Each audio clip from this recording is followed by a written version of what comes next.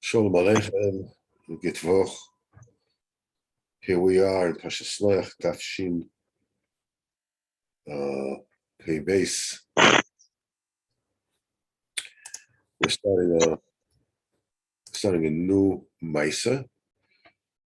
Let's see where this one will take us. So here is Maisa number 5.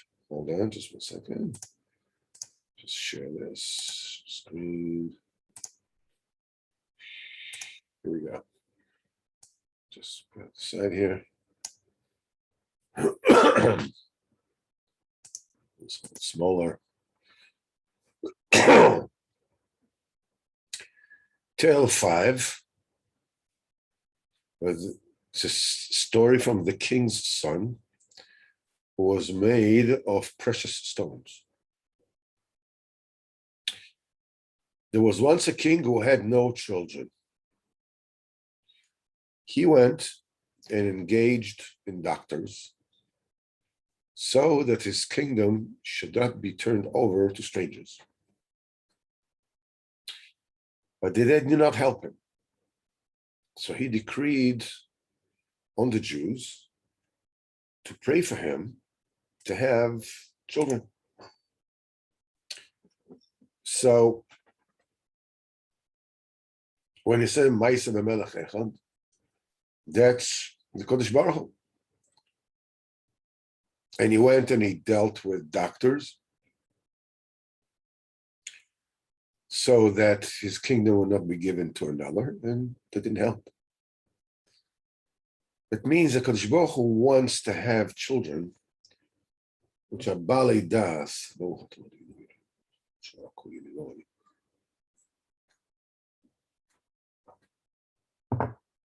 Kodesh Baruch Hu wants, he created this world, so we will get to know him. Kodesh Baruch Hu wanted that the creations, the people, will have das.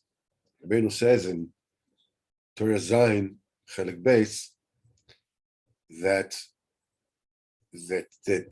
if people have no das, they're not considered people. They're considered animals in people form. Because the main das, as Rashi says in last week's Parsha, when the snake said, if you would eat from that tree, you would be, like Hashem, that you would know good and bad. So Rashi says that once Adam Harishon ate from that tree, because Baruch Hu said, let's drive him away from Gan Eden, lest he eat from the Etz HaChaim, and he would live forever. What would be the problem? So she says, then the other creations, would not be able to tell the difference. They would think that man is also a deity. Why? Because now he has das. And the main meaning of das is that you know the difference between good and bad. And behemoths, the animals, they do not know the difference between good and bad. There's no good and bad. There is what comes naturally. There's what the instinct says, do this or do that. There's no morality here. So people that don't have das, which means they're unable to discern between good and bad, are not called people.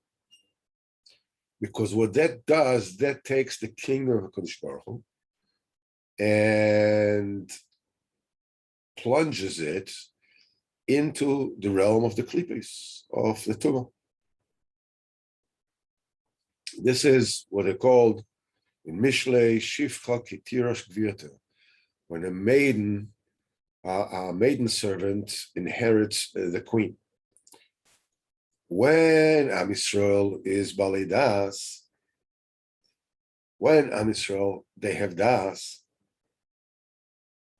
it's just for a minute, stop the share. When Am Yisrael has Das, they're called Banim Lamakom, they are called children. Then they can reveal the Malchus of HaKadosh Baruch Hu.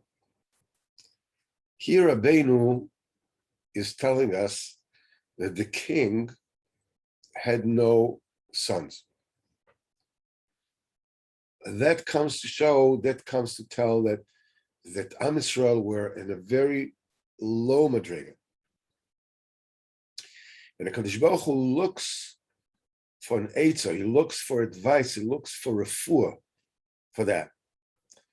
Until you go and you find a tzaddik, there is a roif nefashos that heals the nefashos, and he can pray and he can be poil and heal the Jewish souls, and so they would be impregnated with das. And we said that he decreed on the Jews that they should daven for him, they should have children. So, as the Maisa says here, the Jews inquired, just one second, let me just share this again.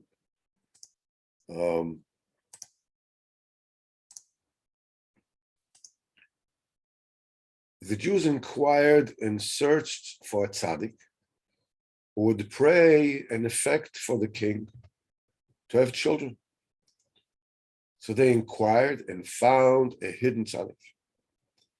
They told him to pray that the king should have children. And he replied that he does not know anything. So they told the king.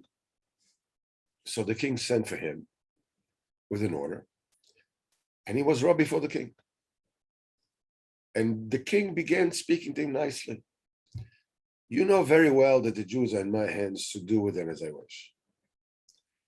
Therefore, I ask you nicely to pray that I have children. And the tzaddik promised the king that within a year, he would have an offspring.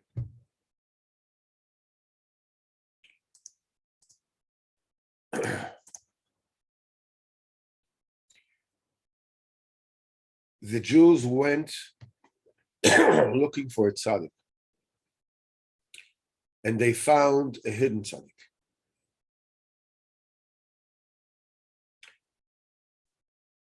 Let's just again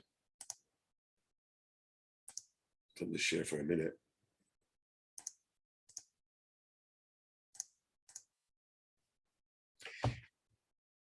They were looking for the tzaddik so that the tzaddik will pray and will be poil, will make it so that the king will have children. And they said that they were looking for, and they found a hidden tzaddik. They asked him to pray, as we said, that the king should have children. What's hidden in this little paragraph is the light of the tzaddik is completely concealed and unfathomable in the world. The tzaddik is kivyochol, the sphere of the yesod. We know that chochmah and bina, this is where beyond us, That's always you have das. Das is already reachable. And kal v'chomer chesed gvur tiferes netzach hod yisod. And machas is us. But the Zohar says in Pashas Mishpatim, he says that the yisod is really something that doesn't just exist at the end of the 6 Sefirot of Zerampi. The Yesod really is a connecting tunnel, link, whatever you want to call it, all the way up from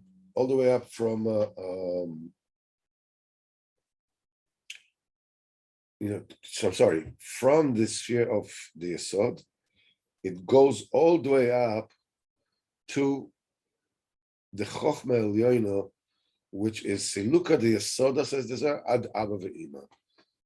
The Yesod reaches all the way up to Chochma and Bina, which is Abba and Ima. Because there is the vault of the king. It's Gnazia de Malka. This is where all the supernal wisdoms are all there. In Chochmah and Bina.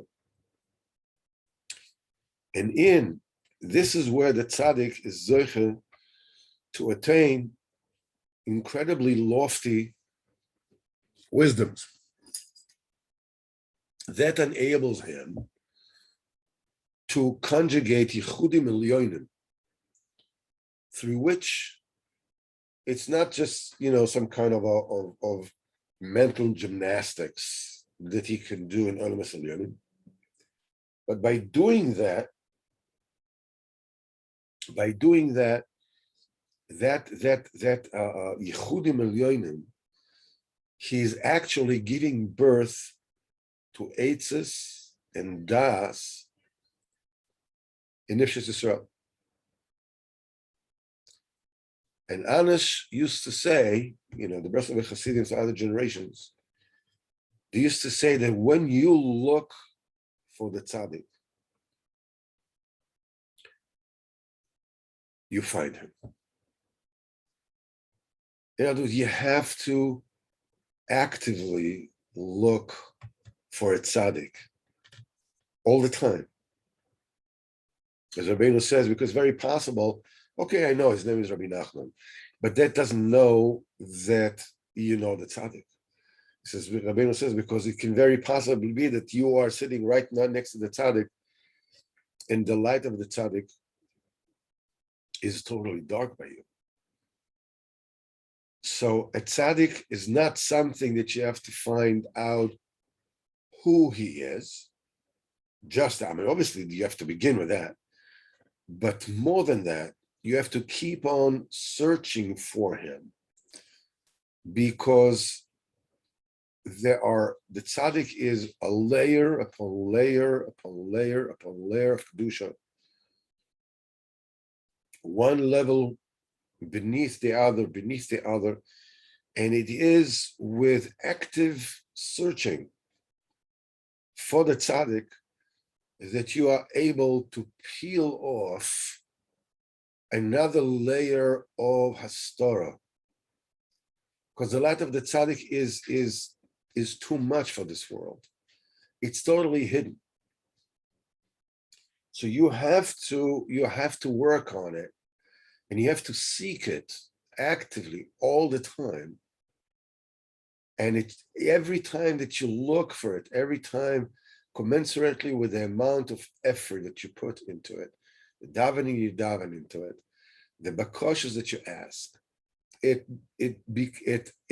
another level of Astorah gets peeled off, and you discover a new thing about the tzaddik.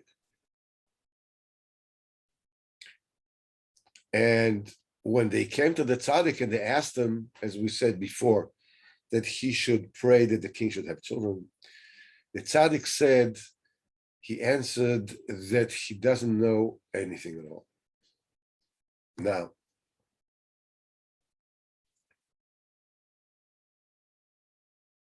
this motif, as it were, that he doesn't know anything, he doesn't know anything at all, is something that repeats itself. We find it in other places. We find it in Sichas Haran. We find it in the story of the seven beggars, with the first, the blind beggar, that told him a story about a tower where that there was a shipwreck, and there were people in the ship, and they came to this little island. They went up, to the watchtower, and they sat there, and they said that each one will say the oldest memory that he has. And one said that he remembered when the fruit was plucked from the tree. And that was the oldest one who said that. So one which is younger than him says, that's not such an old story. I remember that. Plus, I remember when the fruit was starting, to become a fruit. It was just a bud, and it was growing. And the third one, which was even younger, said, I remember even earlier, more ancient memory, when they took the seed of the apple tree to be planted. And the fourth one was still younger.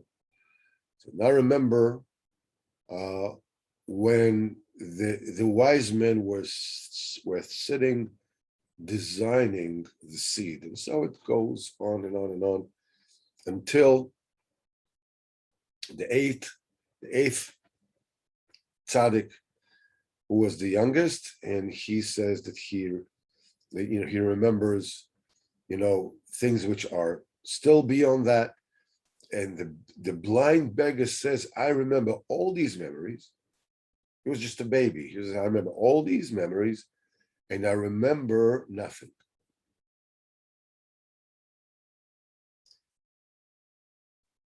Rabbeinu says that, Tachlis Yadiyah, the goal of knowing is to reach a level where you don't know anymore. In other words, when you realize that everything that you were able to attain, you haven't even started yet, which means that you have gone into a much higher level. And Rabbeinu has a sikha, which we learned. He says, yet the people say that the Tachlis Yadiyah Shaloneda, that he says, but again, this level of Tachlis Yadiyah Shaloneda is on each specific knowledge.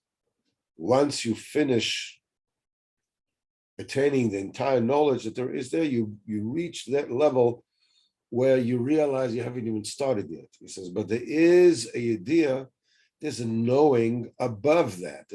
There's a knowledge above that you haven't even started yet.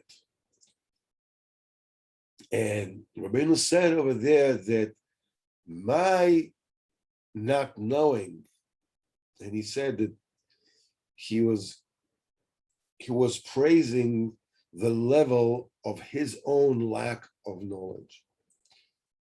And many times when Hasidim would come to him, Rabbeinu said, they want him to say Torah, Rabbeinu said he doesn't know anything at all. And he'll start talking, and he would reveal an unbelievable Torah, an unbelievable teaching. This is a Tachlis Yadiyah Shalom Edo. The Eini Yodea Klal, that I don't know anything of the tzaddik. This stems from his supernal hasaga, that the greatness of HaKadosh Baruch Hu shines to him to such an extent that Kadosh Baruch Hu is beyond anything and is transcendental above everything. And from that asaga that the tzaddik is massive on Kadosh Baruch Hu, the tzaddik is able to understand that he does not know anything. Meaning that everything that he was ever able to attain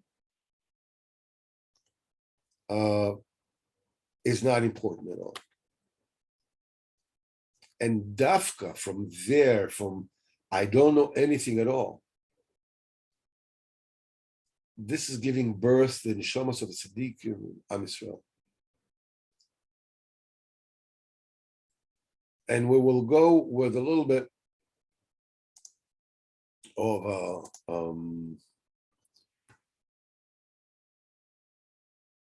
I know that it sounds a little bit chochmastic, but it's really not, because this is based on the 5 personas, the 5 partzufim of one on top of the other.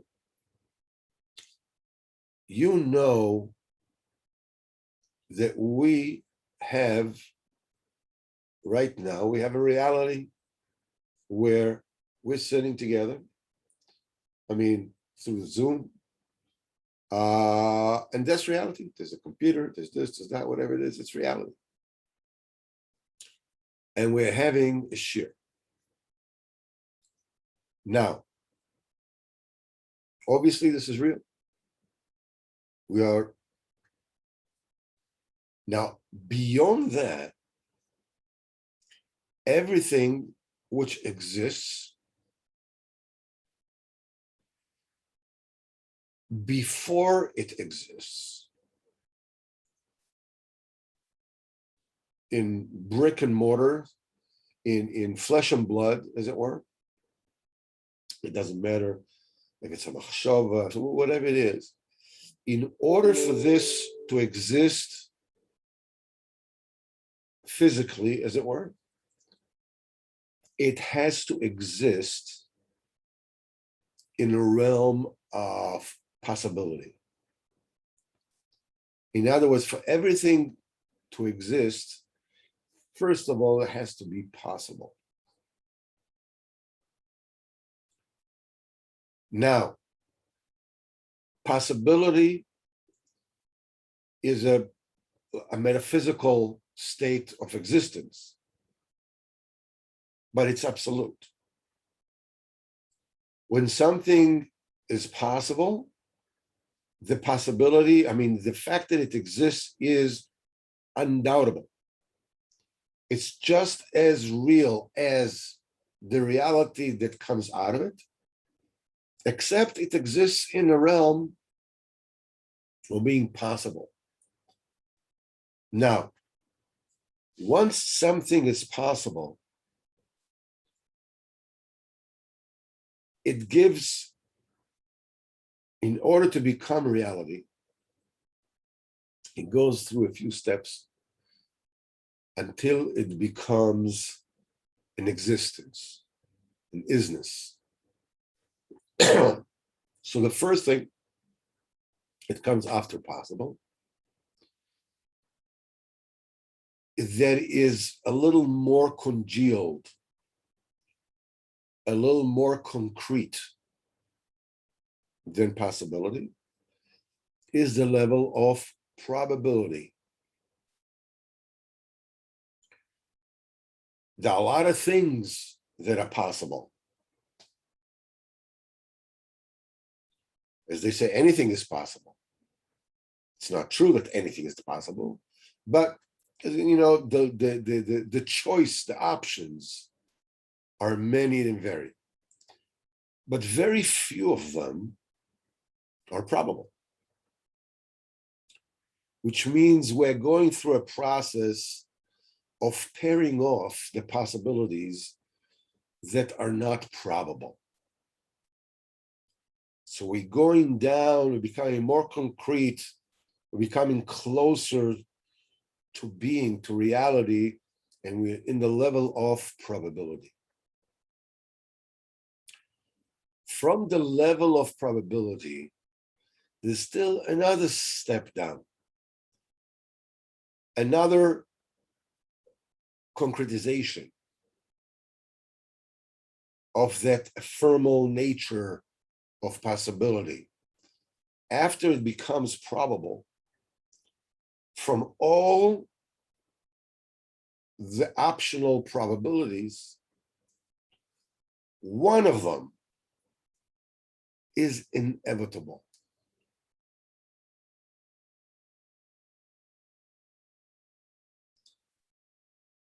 There's really like almost no difference between what is actually going to be and what it is when it's on the level of inevitability. There's no other way. That's what's going to happen.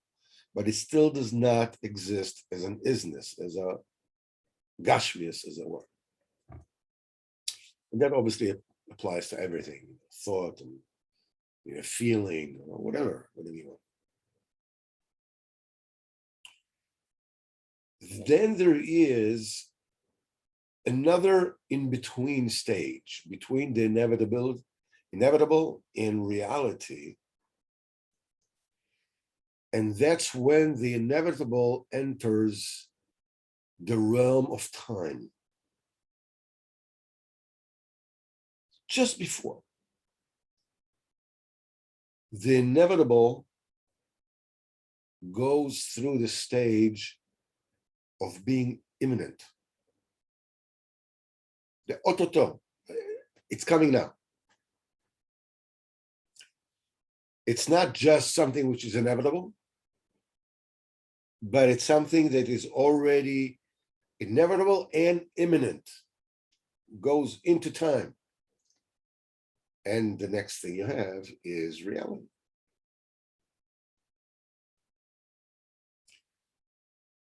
So what we notice when we go back from condensed reality, for lack of calling it a different name, and imminence, and inevitability, and probability, and possibility. We're going up, up, up. We're going back, back, back, back. Okay? When we reached the level of possibility, the difference between each stage is that the further back you go, the more options you get. There are more probabilities than inevitabilities. There are more, there's more possibilities than probabilities. Each time you go one step backwards, you get more options. What comes before possibility? Let's take it a step backwards. What else can you add to the field of possibilities? Anything beyond possibility is impossible. So where does the possibility come from?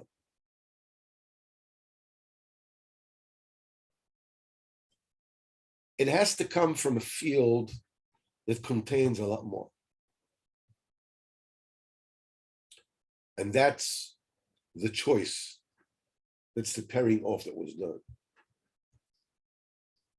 The level beyond possibility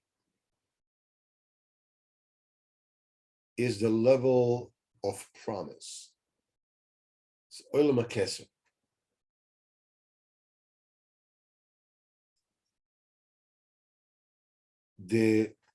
That's the olam of olam hakeser has within it two levels. We learned it a little bit in Arich Anpin, in Zer Anpin. In Atika Kadisha, the Keser is divided into two levels. Both of them are unknown.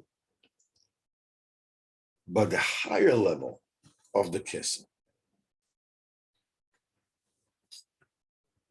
Shimon Chai calls it on the Idra Zuta. That's the first time he speaks about it. The only time he speaks about it. This is called the Reisha de lo Yoda ve de lo Yoda. The head that doesn't know and is unknowable. Everything underneath it is knowing, even though it's not knowable. Then it goes into the level of, knowing and being knowable and so forth and so on until it becomes reality. The Asoga of the Tzaddik is the Asoga of Atika Kadisha, that level that it's unknowable and doesn't know. Because any knowledge, when you know something, doesn't matter what level, we know things and understand things by defining them. When we say the screen is rectangular, okay, it begins here, it ends here, it ends here and here. We define it, and we have a rectangle. What is a person? What is an apple? What is a bus? What are the skies? What is the earth? We understand things by limiting them. When we say everything, we actually are not talking about anything specific. You can't talk about more than one specific thing at a time. Sorry, and have it exist as a separate knowledge. You realize a lot of things, but it's not one thing that you know. In order to know what it is that you know, you have to define it, which means that knowing something already puts it in boundaries. From here to here, from here to here. Doesn't matter how exalted this knowledge is. Doesn't matter how high this knowledge is. The minute that you know, it means that it is contained within the mental faculties. So it has an end. There's a beginning, it has an end. The tzaddikim that reach this level of yechida de yechida, tzaddik yechida adoris, reach the level of yechida de yechida, it is a level that is not just unknowable, but is unknowing. This is what the tzaddik said, that he said, I don't know anything. But Am Yisrael, when they heard the tzaddik says, I don't know anything, they understood it al pi pshat, al pi pashut, that's he doesn't know anything. So this is what they went to the Melech. And when they came to the Melech, they left him and they went to the king. And the king sent his orderlies, and they brought it to the king. The king started speaking to him nicely. The Jews are in my hands to do whatever it is I want with them. So I'm asking you nice, I'm asking you nicely that you should die and should have children. And he promised him, the tzaddik promised him that year he's going to have a child. Means that Kadosh Baruch Hu is ordering the tzaddik that will go and redeem Nefashos Yisrael and heal them from their state of where they are. So the tzaddik is arguing with the Kadosh Baruch Hu and he's saying,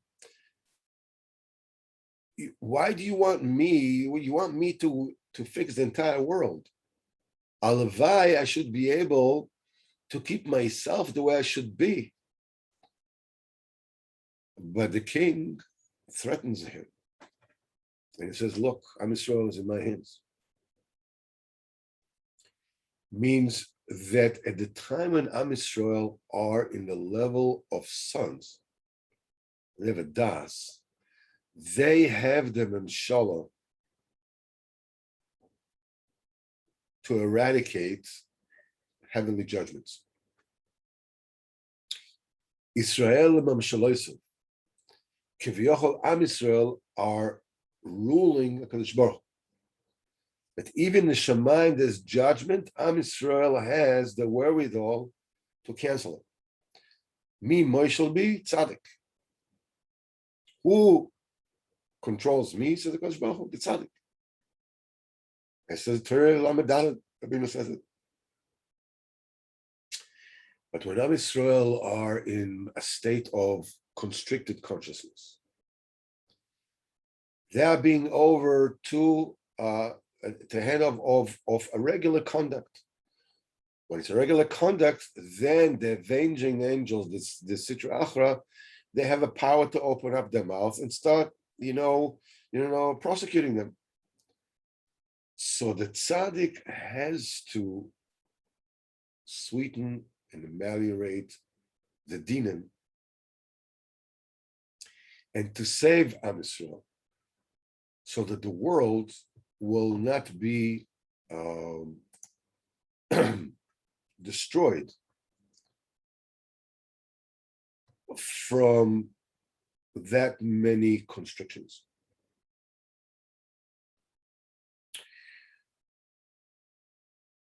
Up to here, we have, Be'ezrat Hashem, the first shir of the Maisa of the son of the king that was made from precious stones.